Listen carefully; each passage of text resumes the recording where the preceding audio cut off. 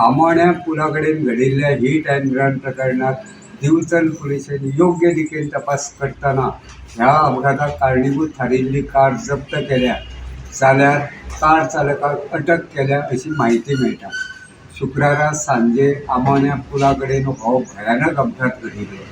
ह्या अपघातात सुमार 75 वर्सां पिरायेच्या शांबा तारी ह्या आमोणे गांवच्या मनशाक मरण आयलां।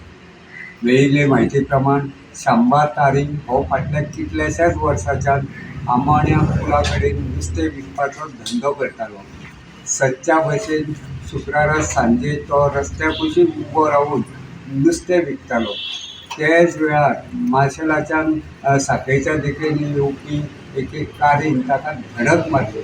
ही धडक इतकी जबरदस्त आशिल्ली, धडके बराबर शांबा तारी हो रस्त्याचेर पडून गंभीर जखमी जालो।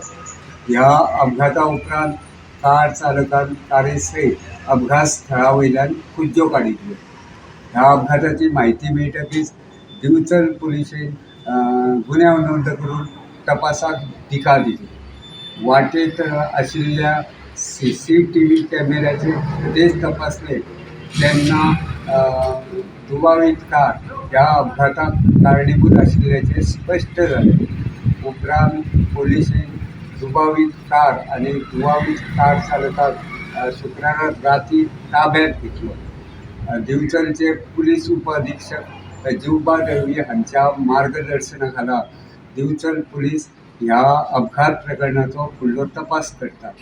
मजगतीं शांबा तारी हाची डेड बॉडी पोस्टमॉर्टमा खातीर बांबोळेच्या GMCत धाडल्या अशें कळटा।